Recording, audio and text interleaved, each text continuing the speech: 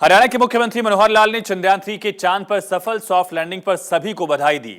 वहीं मुख्यमंत्री ने 746 उम्मीदवारों को एक क्लिक से जॉब ऑफर लेटर भेजा।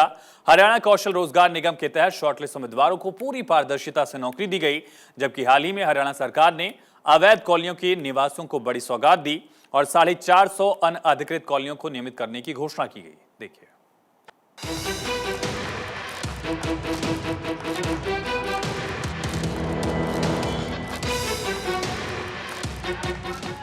चंद्रयान की कामयाबी पर पूरा देश जश्न में डूबा हुआ है।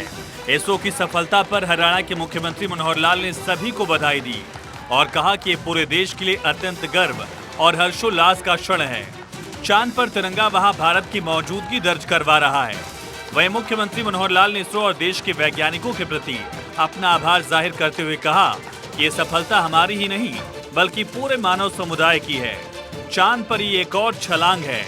सीएम ने कहा कि प्रधानमंत्री नरेंद्र मोदी ने हर पल वैज्ञानिकों का मनोबल बढ़ाया है। इस मिशन से प्रधानमंत्री के भारत को विकसित राष्ट्र बनाने का सपना साकार होगा।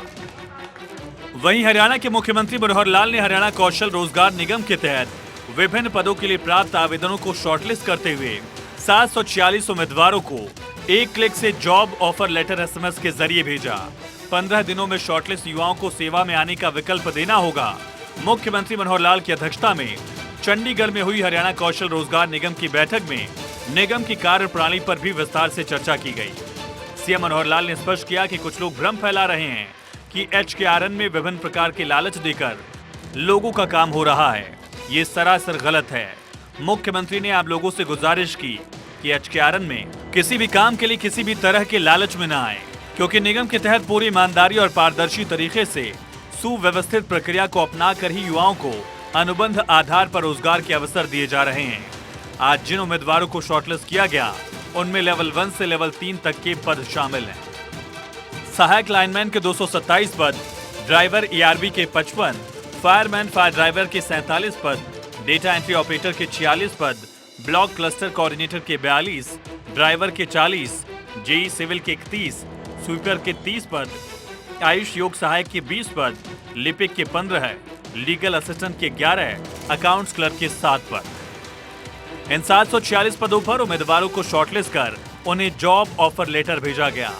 वहीं हरियाणा कौशल रोजगार निगम लिमिटेड के मुख्य कार्यकारी अधिकारी के मकरंद पांडुरंग ने बताया कि आउटसोर्सिंग पॉलिसी के तहत कई विभागों में अनुबंध आधार पर रखे कर्मचारियों को ठेकेदारों के शोषण से बचाने के लिए मुख्यमंत्री मनोहर लाल ने एक ही छत के नीचे अनुबंध आधार पर कर्मचारी रखने की पहल करते हुए HKRN का गठन करवाया है। अब तक निगम के माध्यम से कई युवाओं को रोजगार के मौके उपलब्ध करवाए गए हैं, जिनका चयन ईमानदारी और पारदर्शी तरीके से किया गया है। वहीं हरियाणा सरकार ने अवैध कॉलोनियों को वैध करने का एक बड़ा फैसला भी लिया, जिससे अनाधिकृत कॉलोनियों में रहने वाले लोगों को बड़ी सौगात मिली।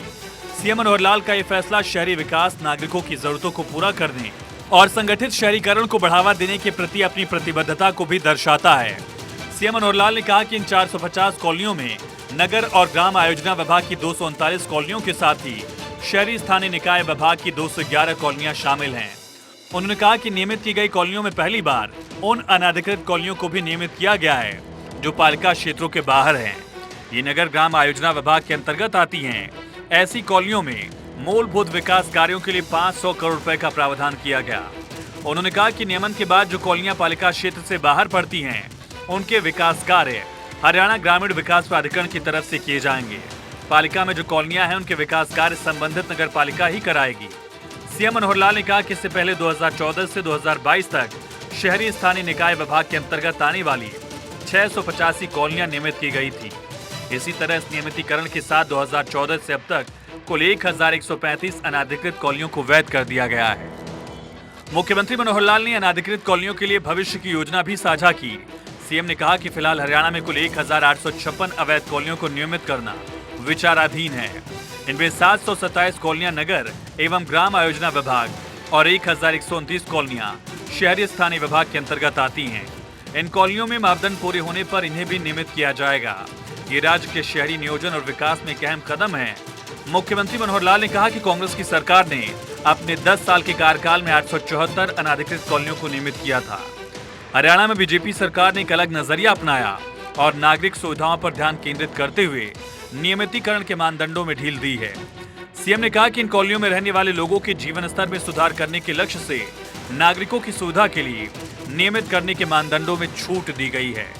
जिन कॉलोनियों तक पहुंचने वाली सड़क 6 मीटर या इससे ज्यादा है और आंतरिक सड़कें 3 मीटर या इससे ज्यादा चौड़ी हैं, अब उन्हें नियमित किया गया है। Bureau report, Bharat 24।